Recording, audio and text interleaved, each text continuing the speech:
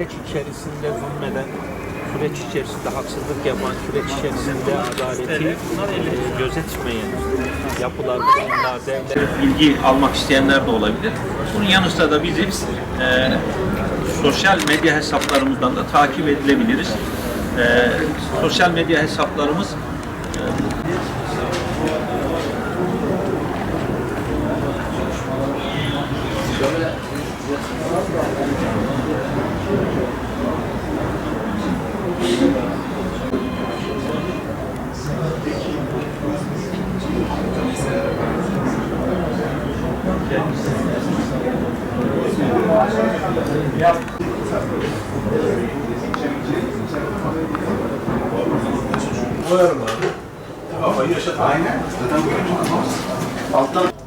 Ankara Sivil Toplum Kuruluşları Platformu ve UKKEM, Uluslararası Kudüs Gençlik Meclisi'nin birlikte organize etmiş olduğu Kudüs ve Gazze özelinde bilgilendirme merkezi bugün faaliyete geçmiş durumda.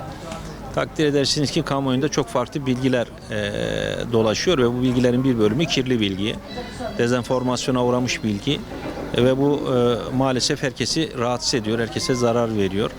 Mevcut sürecin içerisinde mazlum ve zalimin birbirine karışmasına vesile olacak adımlar oluyor ve bu bilerek ve istenerek yapılan bir süreç. Doğal olarak da bu bilgiyi birbirinden, kirli ve temiz bilgiyi birbirinden ayıklamaya yönelik ve temiz olan, sağlıklı olan bilgiyi kamuoyuyla daha net bir şekilde paylaşmaya yönelik bir çalışma, bir merkez. Bu merkez yaklaşık 25 senelik bir tecrübeye sahip aynı zamanda Ankara Sivil Toplum Kuruluşları Platformu özelinde bakıldığında. Platform bileşenlerin büyük bir çoğunluğu kriz bölgelerinde insani yardım, insan hakları ve insani diplomasi alanlarında hizmet vermiş kurumlar ve bölgede bugünle sadece bugün özelinde değil yıllara sari bilgi akışı var olan kurumlar ve bu bilgi akışı da çok sağlıklı bir şekilde işleyen yapılar. Bu yapılarımız üzerinden bilgiler ayıklanacak ve kirli olan bilgiler deşifre edilecek. Bu deşifre edeceğimiz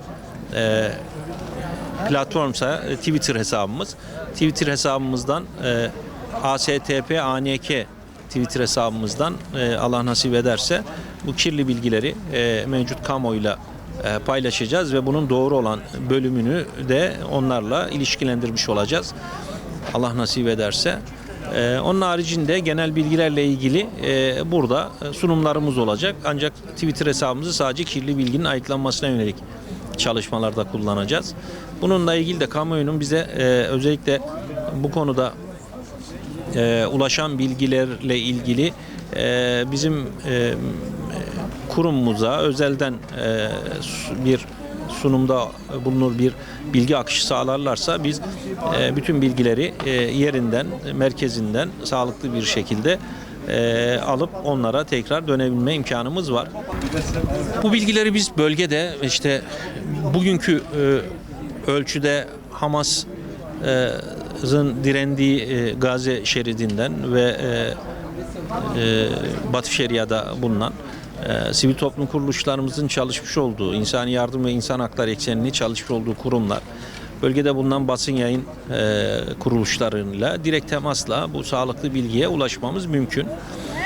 Onun yanı sıra da bölgedeki idari kadrolara da ulaşmamız bu çerçevede mümkün.